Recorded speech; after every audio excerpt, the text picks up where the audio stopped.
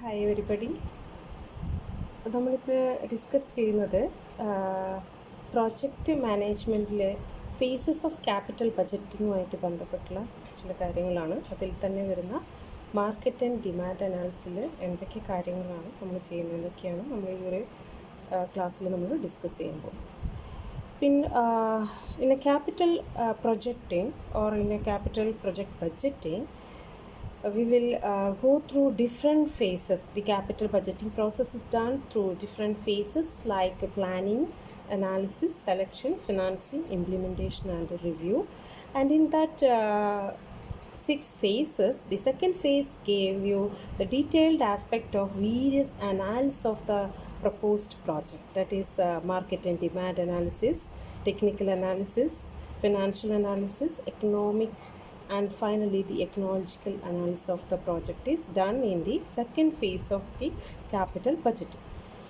And in that analysis phase, the first type of analysis that we are going to conduct is the market and demand analysis for the proposed product or the proposed service that we are going to give through this capital budgeting project or the capital budgeting process. Then in market and demand analysis, it's an ex-ante analysis that is conducted in order to identify the proposed market share and the various characteristics of the market that the product is going to enjoy in future. Therefore, in market and demand analysis, we will conduct the situational analysis and specification of various objectives related to marketing that product. Then we will collect all the secondary information related to the existing market, and we will also conduct a market survey. And by getting all this information, we will make a clear-cut information regarding the market, that is the characteristics of the market that you will get through these steps. And after getting the characteristics of the market, we will forecast the demand, and finally we will plan the market. These are the things that come under the market and demand analysis. And in the first phase, that we will do the situational analysis. What is we are going to do in a situational analysis? And the situational analysis will give you the relationship between the proposed product and the market, and it will give you all the information related to the customers, competitors, middlemen, and the overall market industry. All these things are you will derive from the situational analysis of the market, and based on this situational analysis, we can clearly prepare the specific objectives regarding the how to market this product. For example, ഇപ്പോൾ നമ്മളൊരു mobile ഫോണാണ് നമ്മളിപ്പോൾ ഒരു പ്രോഡക്റ്റായിട്ട് നമ്മൾ മാർക്കറ്റിലേക്ക് launch ചെയ്യാൻ ഉദ്ദേശിക്കുന്നതെങ്കിൽ ആരൊക്കെയായിരിക്കും ഈ mobile ഫോണിൽ വാങ്ങാൻ ഉദ്ദേശിക്കുന്നത്? Who are the potential buyers of this proposed mobile phone, and what are the different types of another type of mobiles that is existing in the market, and the various offers, guarantee and price structure of the existing product. That is മാർക്കറ്റിലുള്ള എല്ലാ similar competitive പ്രോഡക്റ്റിൻ്റെ ഡീറ്റെയിൽസും നമുക്ക് കിട്ടും. അതേ സമയത്ത് തന്നെ what is the total current demand for such mobile phone, and what is the split up of demand, അതായത് demand എങ്ങനെയാണ് ഓരോ ഗ്രൂപ്പിൻ്റെ ഇടയിലും ബ്രേക്ക് ഡൗൺ ആയിരിക്കുന്നത്. ഫോർ എക്സാമ്പിൾ ഡിഫറെൻറ്റ് ഏജ് കാറ്റഗറിയിലുള്ള ആൾക്കാർ, ഡിഫറെൻറ്റ് ജെൻഡർ കാറ്റഗറിയിലുള്ള ആൾക്കാർ, അർബൻ റൂറൽ ക്ലാസിഫിക്കേഷൻ അല്ലെങ്കിൽ റീജിയണൽ വൈസ് ക്ലാസിഫിക്കേഷനിലൊക്കെ എങ്ങനെയൊക്കെയുള്ള ആൾക്കാരൊക്കെയാണ് ഈ പ്രോഡക്റ്റ് വാങ്ങിക്കാൻ പോകുന്നത്. ഇങ്ങനെയുള്ള ആ ഒരു ഡിമാൻഡിൻ്റെ ബ്രേക്കപ്പ്, അതുപോലെ the potential customers, whether they are convinced about the superiority of the proposed product that we are going to give them. അതുപോലെ അവരുടെ ഗ്യാരണ്ടി, അതുപോലെ എന്തൊക്കെയാണ് കസ്റ്റമേഴ്സ് ഈ പ്രോഡക്റ്റ് എന്ന് ആഗ്രഹിക്കുന്ന കാര്യങ്ങൾ, അതുപോലെ നമുക്കിതെങ്ങനെയൊക്കെ സെയിൽ ചെയ്യാൻ പറ്റും, ഇങ്ങനെയുള്ള എല്ലാ തരത്തിലുള്ള ഒരു ഡീറ്റെയിൽസും നമുക്ക് ഈ സിറ്റുവേഷണൽ അനാലിസിലൂടെ നമുക്ക് കളക്ട് ചെയ്യാൻ വേണ്ടിയിട്ട് പറ്റും. That is the analysis of the existing market situation of the proposed product ആണ്. Based on that situational analysis we can clearly we can prepare the objectives related to the marketing of our product. This is the first things that we are done in a market and demand analysis, അതായത് situation analysis and specification of objectives ആണ്. Second സ്റ്റെപ്പിൽ നമ്മൾ ചെയ്യുന്നത് collection of the secondary information ആണ്. അതായത് മാർക്കറ്റിനെ കുറിച്ചുള്ള അതായത് നമ്മൾ ഒരു സിറ്റുവേഷൻ അനലൈസ് ചെയ്തിട്ടും നമുക്ക് കവർ ചെയ്യപ്പെടാത്ത ചില കാര്യങ്ങൾ ആൾറെഡി പബ്ലിഷ്ഡ് ആയിട്ടുള്ള മറ്റ് സോഴ്സുകളിൽ നിന്ന് നമ്മൾ എന്ത് ചെയ്യുക, കളക്ട് ചെയ്യുന്നതാണ് കളക്ഷൻ ഓഫ് സെക്കൻഡറി ഇൻഫർമേഷൻ എന്ന് പറയുന്നത്. അതായത് സപ്പോസ് മൊബൈൽ ഫോണിൻ്റെ ഒരു മാർക്കറ്റ് ആണെങ്കിൽ മൊബൈൽ ഫോൺ മാർക്കറ്റ് ഇന്ത്യയിലുള്ള മൊബൈൽ ഫോൺ മാർക്കറ്റിങ്ങുമായിട്ട് ബന്ധപ്പെട്ട് അവൈലബിൾ ആയിട്ടുള്ള എല്ലാ തരത്തിലുള്ള സെക്കൻഡറി ഡാറ്റകളും നമ്മൾ കളക്ട് ചെയ്യുന്നതായിരിക്കും. ഇതാണ് സെക്കൻഡ് സ്റ്റെപ്പ് എന്ന് പറയുന്നത്, collection of the secondary information. ഈ കളക്ഷൻ ഓഫ് സെക്കൻഡറി ഇൻഫർമേഷൻ ചെയ്യാനായിട്ട് നമുക്ക് വേരിയസ് സോഴ്സ് ഉണ്ട്. നമുക്കറിയാം സെക്കൻഡറി ഇൻഫർമേഷൻ പല രീതിയിൽ നമുക്ക് കളക്ട് ചെയ്യാൻ പറ്റും. ത്രൂ സെൻസസ് നമുക്ക് കളക്ട് ചെയ്യാം, നാഷണൽ സാമ്പിൾ സർവേ റിപ്പോർട്ട്സുകൾ നമുക്ക് വായിച്ചു നോക്കാം, അതുപോലെ പ്ലാൻ റിപ്പോർട്ട്സ് ഉണ്ട്, statistical abstract of the Indian Union, India year book, statistical year book, economic സർവേകൾ നമുക്ക് നോക്കാൻ പറ്റും. അതുപോലെ വേരിയസ് ഇൻഡസ്ട്രിയുടെ ഗൈഡ് ലൈൻസും annual survey of various industries ഉണ്ട്, annual reports of the development wing ministry of commerce and ഇൻഡസ്ട്രിയുടെ ഉണ്ട്, annual bulletin of statistics of exports and imports, economic service നമുക്ക് എടുക്കാം, ഇൻഡസ്ട്രിയൽ പൊട്ടൻഷ്യൽ സർവീസ് എടുക്കാം, സ്റ്റോക്ക് എക്സ്ചേഞ്ച് ഡയറക്ടറി എടുക്കാം. ഇങ്ങനെ various secondary informations നമുക്ക് available ആണ്. ഇതിൽ നിന്നൊക്കെ നമുക്ക് ഈ നമ്മുടെ ഒരു പ്രോഡക്റ്റിൻ്റെ ഡിമാൻഡുമായിട്ട് ബന്ധപ്പെട്ടുള്ള കാര്യങ്ങൾ നമുക്ക് കളക്ട് ചെയ്യാം. ഇതാണ് സെക്കൻഡ് സ്റ്റെപ്പ് എന്ന് പറയുന്നത്, കളക്ഷൻ ഓഫ് സെക്കൻഡറി ഇൻഫർമേഷൻ എന്ന് പറയുന്നത്.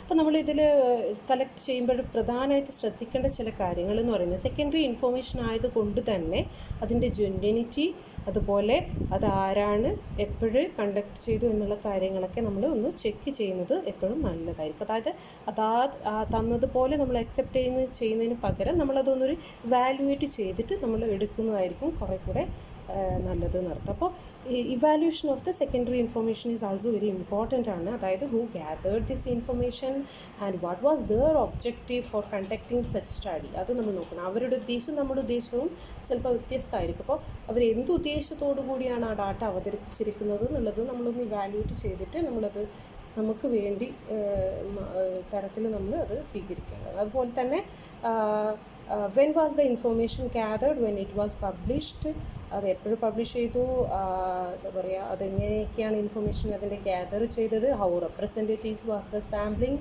അതുപോലെ ആ സ്റ്റഡി കെയർഫുള്ളി ഒരു അൺആംബിഗ്വസ്ലി തന്നെ കണ്ടക്ട് ചെയ്തതല്ലേ, അതിൻ്റെ ടാർഗറ്റ് പോപ്പുലേഷൻ, അതിൻ്റെ സാമ്പിൾ എടുത്തിരിക്കുന്നത്, how representative was the sampling, how satisfactory was that process of information gathered, അതിൻ്റെ സോഴ്സ്, അതിൻ്റെ എന്താ പറയുക, എല്ലാ തരത്തിലുള്ള ജെന്യൂനിറ്റിയും നമ്മൾ ചെക്ക് ചെയ്യുന്നത് വളരെ നന്നായിരിക്കും. അപ്പോൾ collection of secondary information is very important. At the same time we have to evaluate the information. The next step എന്ന് പറയുന്നത് മാർക്കറ്റ് ആൻഡ് ഡിമാൻഡ് അനാലിസിൽ നമ്മൾ സിറ്റുവേഷൻ നോക്കിക്കഴിഞ്ഞു, സെക്കൻഡറി ഇൻഫർമേഷൻ ഗ്യാദർ ചെയ്തു, എന്നിട്ട് നമുക്ക് എന്താ പറയുക ഇൻഫർമേഷൻസ് കുറേ കൂടെ ഡെപ്തിൽ പോകാൻ വേണ്ടിയിട്ട് we will conduct A market survey. നമ്മൾ പ്രൈമറി ആയിട്ട് നമ്മൾ എന്ത് ചെയ്യുക, ഒരു മാർക്കറ്റ് സർവേ നമ്മൾ നടത്തുന്നതാണ്. അതായത് മാർക്കറ്റ് സർവേയിൽ നമുക്ക് എന്ത് ചെയ്യാം, ക്വസ്റ്റ്യനറൊക്കെ യൂസ് ചെയ്തുകൊണ്ട് ഡീറ്റെയിൽ ആയിട്ട് നമുക്ക് ഒരു മാർക്കറ്റ് സർവേ നടത്താം. അപ്പോൾ നമുക്ക് ഈ ഒരു മാർക്കറ്റ് സർവേ നടത്തുമ്പോൾ അതിൻ്റെ ഡിഫറെൻറ്റ് സ്റ്റെപ്സ് നമ്മളെപ്പോഴും ശ്രദ്ധിക്കേണ്ടതാണ്. അതായത് first we have to define the target population. ആരെയാണ് നമ്മൾ സർവേ ചെയ്യാൻ ഉദ്ദേശിക്കുന്നത്, അത് നമ്മൾ ആ ടാർഗറ്റ് പോപ്പുലേഷനെ നമ്മൾ ഡിഫൈൻ ചെയ്യണം. The next you have to prepare the sampling very accurately, sampling without any error, without any bias. നമ്മൾ ആ sampling proper sampling scheme and size നമ്മൾ ഡിറ്റർമിൻ ചെയ്യണം. അറ്റ് ദ സെയിം ടൈം നമ്മൾ ക്വസ്റ്റ്യനെയർ നല്ല detail ആയിട്ട് നമ്മൾ prepare ചെയ്യുക. The next we have to either എന്താ പറയുക, ഒരു ഫീൽഡ് ഇൻവെസ്റ്റിഗേറ്റേഴ്സിനെ വെച്ചുകൊണ്ട് അവരെ ട്രെയിൻ ചെയ്ത് റിക്രൂട്ട് ചെയ്ത് നമ്മൾ ഇൻഫർമേഷൻസ് കളക്ട് ചെയ്യുക. അതിനുശേഷം ഇൻഫർമേഷൻ കളക്ട് ചെയ്തത് നമ്മൾ സ്ക്രൂട്ടനൈസ് ചെയ്യണം. സ്ക്രൂട്ടനൈസ് ചെയ്ത് കഴിയുമ്പോഴേക്കും നമുക്ക് എന്ത് ചെയ്യാൻ പറ്റും, ഈ ഒരു മാർക്കറ്റിനെ കുറിച്ചുള്ള എല്ലാ തരത്തിലുള്ള ഫസ്റ്റ് ഹാൻഡ് ഇൻഫർമേഷൻസ് നമുക്ക് കിട്ടുന്നതാണ്. അപ്പോൾ you have to understand the steps in conducting a sample survey. First you have to define the target population, then next you have to prepare the sampling scheme and sample size, then develop the questionnaire, then next recruit the train and field investigators and obtain the information, evaluate it, scrutinize it, and finally you have to prepare the report. Then next there are so many issues that related to conducting a market survey.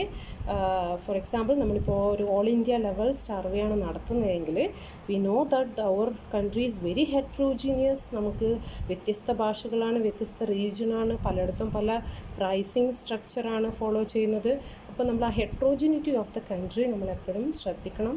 At the same time നമ്മളിത് first hand information collect ചെയ്യുന്നതാണ്. Different സ്റ്റേറ്റിൽ നിന്ന് നമ്മൾ collect ചെയ്യുമ്പോൾ we have to understand the multiplicity of languages. The next the design of questionnaire should be very accurate ആയിരിക്കണം. Suppose നമ്മൾ scaling ഒക്കെ ഉപയോഗിക്കുന്നുണ്ടെങ്കിൽ ആ സ്കെയിലൊക്കെ, അതായത് റേറ്റിംഗ് സ്കെയിലൊക്കെ പ്രിപ്പയർ ചെയ്യുമ്പോൾ അത് ഒരു ആംബിഗ്വിറ്റി ഇല്ലാത്ത തരത്തിൽ വളരെ ക്ലിയർ കട്ടായിട്ട് പ്രിപ്പയർ ചെയ്യേണ്ടതാണ്. നെക്സ്റ്റ് ഈ തേർഡ് സ്റ്റെപ്പ് നമ്മൾ കഴിഞ്ഞാൽ നെക്സ്റ്റ് നമുക്ക് കിട്ടുന്നത് ക്യാരക്ടറൈസേഷൻ ഓഫ് ദ മാർക്കറ്റാണ്.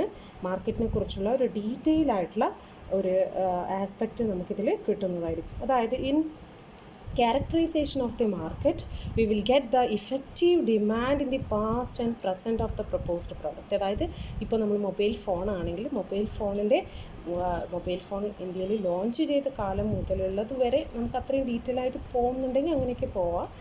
അല്ലെങ്കിൽ നമുക്ക് പാസ്റ്റ് ആൻഡ് പ്രസൻറ്റിലുള്ള ഒരു ഇഫക്റ്റീവ് ഡിമാൻഡ് ഫോർ, അതായത് അതിൻ്റെ അഗ്രിഗേറ്റ് സപ്ലൈ, അഗ്രിഗേറ്റ് സെയിലൊക്കെ ചേർത്തുകൊണ്ടുള്ള, അതായത് production plus imports minus export and change in the stock ലെവലൊക്കെ കൺസിഡർ ചെയ്തുകൊണ്ട് അതിൻ്റെ ഒരു ഇഫക്റ്റീവ് ഡിമാൻഡിൻ്റെ ഡീറ്റെയിൽസ് നമുക്ക് കിട്ടുന്നതായിരിക്കും. അപ്പോൾ ക്യാരക്ടറൈസേഷൻ ഓഫ് ദ മാർക്കറ്റിൽ നമ്മൾ ഫസ്റ്റ് കിട്ടുന്നത് effective demand of the product ആണ്. Next we will also get information regarding the break down of demand. ഞാനിപ്പോൾ ഓൾറെഡി പറഞ്ഞതാണ്. ബ്രേക്ക് ഡൗൺ ഓഫ് ഡിമാൻഡ് എന്ന് പറഞ്ഞാൽ ഒരു പ്രോഡക്റ്റിൻ്റെ നേച്ചറിനനുസരിച്ച്, അതായത് നമുക്കറിയാം വളരെ തലത്തിലുള്ള സോഫിസ്റ്റിക്കേഷൻ വരുന്നതോടുകൂടി നമുക്ക് വ്യത്യസ്തമായ പ്രൈസ് സ്ട്രക്ചറോടുകൂടി വിവിധ ഒരേ പ്രോഡക്റ്റ് തന്നെ പല ഇതിലൊക്കെ നമ്മൾ ലോഞ്ച് ചെയ്യാറുണ്ട്. അപ്പോൾ അതുപോലെ ഡിഫറെൻറ്റ് നേച്ചറിൽ ഡിഫറെൻറ്റ് കൺസ്യൂമർ ഗ്രൂപ്പിൻ്റെ ഇടയിൽ, അതുപോലെ ജോഗ്രഫിക്കൽ ഡിവിഷൻ്റെ അടിസ്ഥാനപ്പെടുത്തിയിട്ട് എങ്ങനെയൊക്കെ നമുക്ക് ഡിമാൻഡ് വ്യത്യസ്ത തരത്തിൽ ക്യാപ്ചർ ചെയ്യുന്നുണ്ട് എന്നുള്ളതിൻ്റെ ഡീറ്റെയിൽസ് നമുക്ക് ക്യാരക്ടറൈസേഷൻ ഓഫ് ദ മാർക്കറ്റിൽ കിട്ടുന്നതാണ്. അതുപോലെ അതിൻ്റെ പ്രൈസ്, അതായത് അതിൻ്റെ മാനുഫാക്ചർ പ്രൈസ് ഉണ്ടാവും, അതുപോലെ അതിൻ്റെ ഒരു ലാൻഡഡ് പ്രൈസ്, ഇമ്പോർട്ടഡ് ഗുഡ്സ് ആണെങ്കിൽ അതിൻ്റെ price, average wholesale price, average retail price, അതുപോലെ അതായത് ഇവിടെ സാധാരണ നമ്മൾ മാനുഫാക്ചേഴ്സ് പ്രൈസ് എന്ന് പറയുമ്പോൾ ഒരു FOB price and CIF price എന്ന് പറയാറുണ്ട്. അതായത് FOB എന്ന് പറഞ്ഞാൽ ഫ്രീ ഓൺ ബോർഡ് പ്രൈസാണ്. CIF എന്ന് പറഞ്ഞാൽ അതിൻ്റെ cost, insurance plus freight charge ചേർന്നുകൊണ്ടുള്ള പ്രൈസാണ്. അതായത് മാർക്കറ്റിൽ അവൈലബിൾ ആയിട്ടുള്ള എല്ലാ തരത്തിലുള്ള പ്രൈസിങ് പാറ്റേണെ കുറിച്ചുള്ള ഡീറ്റെയിൽസ് നമുക്ക് ക്യാരക്ടറൈസേഷൻ ഓഫ് ദ മാർക്കറ്റിൽ നമുക്ക് കിട്ടുന്നതായിരിക്കും. നെക്സ്റ്റ് ഏതൊക്കെ വഴികളിലൂടെയാണ് നമ്മൾ ഈ പ്രോഡക്റ്റ് സെയിൽ ചെയ്യാൻ പോകുന്നത്, അതായത് methods of distribution and it's sales promotion നമുക്ക് കിട്ടാവുന്നതാണ്. എന്തൊക്കെ ഡിസ്കൗണ്ട്, എന്തൊക്കെ അഡ്വർടൈസിങ്, ഗിഫ്റ്റ് സ്കീംസൊക്കെ ഉപയോഗിച്ചുകൊണ്ടാണ് ഇപ്പോൾ അങ്ങനെയുള്ള പ്രോഡക്റ്റുകൾ മാർക്കറ്റിൽ കൊടുക്കുന്നത് എന്നുള്ള ഡീറ്റെയിൽസൊക്കെ നമുക്ക് കിട്ടും. അതേപോലെ തന്നെ കൺസ്യൂമേഴ്സിനെ കുറിച്ചുള്ള ഒരു ഡീറ്റെയിൽസ് നമുക്ക് കിട്ടുന്നതാണ്. അതായത് കൺസ്യൂമേഴ്സ് ഏതൊക്കെ കാറ്റഗറിയിൽ വരുന്ന ആൾക്കാരാണ്, അവരുടെ ഡെമോഗ്രഫിക് ആൻഡ് സോഷ്യോളജിക്കൽ ടൈപ്പ് ആയിട്ടുള്ള ക്ലാസിഫിക്കേഷനും, അതുപോലെ അവരുടെ preference, intention, habit, attitude, response, everything attitudinal type ആയിട്ടുള്ള ആസ്പെക്റ്റുകൾ കൂടെ നമുക്ക് കിട്ടുന്നതായിരിക്കും. Next finally the supply and competition of the existing market നമുക്ക് അനലൈസ് ചെയ്യാൻ പറ്റും. അതുപോലെ ഗവൺമെൻറ്റിൻ്റെ പോളിസി, അതായത് ഗവൺമെൻറ് ഈ പ്രോഡക്റ്റിനോട് എന്ത് സമീപനമാണ് കാണിച്ചിരിക്കുന്നത്, അതായത് ഗവൺമെൻറ് അതിനെ പ്രൊമോട്ട് ചെയ്യുന്നുണ്ടോ, അല്ല ഗവൺമെൻറ് സൈഡിൽ നിന്ന് പല റെസ്ട്രിക്ഷൻസ്, ലൈസൻസിങ് വരുന്ന പ്രോഡക്റ്റാണോ, ഇങ്ങനെയുള്ള ഡീറ്റെയിൽസൊക്കെ നമുക്ക് ഈ ക്യാരക്ടറൈസേഷൻ ഓഫ് ദ മാർക്കറ്റിൽ നമുക്ക് കിട്ടുന്നതാണ്. അപ്പോൾ ക്യാരക്ടറൈസേഷൻ ഓഫ് ദ മാർക്കറ്റിൽ നമ്മൾ ഡിമാൻഡ്, അതുപോലെ break down of demand, price structure, distribution and sales, consumer, supply and competition, government policy ഇങ്ങനെയുള്ള എല്ലാ കാര്യങ്ങളും നമുക്ക് ഈ ക്യാരക്ടറൈസേഷൻ ഓഫ് ദ മാർക്കറ്റിൽ നമുക്ക് കിട്ടുന്നതായിരിക്കും. നെക്സ്റ്റ് ഫിഫ്ത്ത് സ്റ്റെപ്പിൽ നമുക്ക് ഈ മാർക്കറ്റ് ആൻഡ് ഡിമാൻഡ് അനാലിസിൽ നമുക്ക് ആ പ്രോഡക്റ്റിൻ്റെ ഡിമാൻഡ് ഫോർകാസ്റ്റ് ചെയ്യാമെന്നുള്ളതാണ് പ്രധാന ധർമ്മമായിട്ട് വരുന്നത്. ഈ ഡിമാൻഡ് ഫോർകാസ്റ്റിങ്ങിൽ 3 തരത്തിലുള്ള മെത്തേഡ്സാണ് നമുക്ക് പഠിക്കാനുള്ളത്. ഡിമാൻഡ് ഫോർകാസ്റ്റിങ്ങിൽ പ്രധാനമായിട്ട് 3 മെത്തേഡ്സിൽ ഫസ്റ്റ് മെത്തേഡ് ക്വാളിറ്റേറ്റീവ് മെത്തേഡാണ്, second method time series projection മെത്തേഡാണ്, ലാസ്റ്റ് മെത്തേഡ് കോസൽ മെത്തേഡാണ്. ഞാനിത് മറ്റൊരു വീഡിയോയിൽ എനിക്ക് ഡിമാൻഡ് ഫോർകാസ്റ്റിംഗ് ഡീറ്റെയിൽ ആയിട്ട് പറഞ്ഞു തരുന്നതായിരിക്കും. അപ്പോൾ ഡിമാൻഡ് ഫോർകാസ്റ്റിംഗ് 5th സ്റ്റെപ്പാണ്. ലാസ്റ്റ് സ്റ്റെപ്പിൽ നമുക്ക് ആ മാർക്കറ്റിൻ്റെ എല്ലാ തരത്തിലുള്ള പ്ലാനിങ്ങും ചെയ്യാൻ പറ്റുന്ന രീതിയിലേക്ക് നമുക്ക് ഈ ഒരു മാർക്കറ്റ് ആൻഡ് ഡിമാൻഡ് അനാലിസിസ് നമ്മളെ ഹെൽപ്പ് ചെയ്യുന്നതായിരിക്കും. അതായത് ഈ മാർക്കറ്റ് പ്ലാനിങ്ങിൽ നമ്മൾ ചെയ്യുന്നതെന്ന് പറഞ്ഞാൽ, അതായത് നമ്മൾ ഈ മാർക്കറ്റിനെ എങ്ങനെയൊക്കെയാണ് ശരിക്കും നമ്മൾ നമ്മുടെ പ്രോഡക്റ്റിന് അനുകൂലമായിക്കൊണ്ട് നമ്മൾ പ്ലാൻ ചെയ്യുന്നതാണ് മാർക്കറ്റ് പ്ലാനിൽ നമ്മൾ ചെയ്യുന്നത്. അതായത് കറണ്ട് മാർക്കറ്റിംഗ് സിറ്റുവേഷൻസ് നമുക്ക് കണ്ടെത്താൻ പറ്റും. At the same time we can analyse the opportunities and various issues related to the proposed product and that the market എന്താ പറയുക ഒബ്ജക്റ്റീവ്സ് നമുക്ക് പ്രിപ്പയർ ചെയ്യാൻ പറ്റും. മാർക്കറ്റ് സ്ട്രാറ്റജി ഉണ്ടാക്കാൻ വേണ്ടി പറ്റും. അറ്റ് ദ സെയിം ടൈം നമുക്കൊരു മാർക്കറ്റ് ആക്ഷൻ പ്രോഗ്രാം പ്രിപ്പയർ ചെയ്യാൻ വേണ്ടിയിട്ടും നമുക്ക് ഈ മാർക്കറ്റ് പ്ലാനിങ് നമുക്ക് ഹെൽപ്ഫുള്ളാണ്. ശരിക്കും നമ്മൾ ഈ ആക്ഷൻ പ്രോഗ്രാം എന്ന് പറയുമ്പോൾ for example suppose we are going to launch that product within 1 year ആണെങ്കിൽ how the product is going to launch in India among different quarters. അതായത് ഫസ്റ്റ് ക്വാർട്ടറിൽ എത്ര പ്രോഡക്റ്റ് ലോഞ്ച് ചെയ്യുന്നുണ്ട്, സെക്കൻഡ് ക്വാർട്ടറിൽ എത്രയാണ് ലോഞ്ച് ചെയ്യാൻ ഉദ്ദേശിക്കുന്നത്, തേർഡ് ക്വാർട്ടറിൽ, അങ്ങനെയുള്ള ഡീറ്റെയിൽഡ് ആയിട്ടുള്ള മാർക്കറ്റ് പ്ലാനിങ് നമുക്ക് ഈ ഒരു കേസിൽ നമുക്ക് പറയാൻ പറ്റും. ഇത്രയാണ് നമ്മൾ മാർക്കറ്റ് ആൻഡ് ഡിമാൻഡ് അനാലിസിൽ വരുന്നത്. Thank you.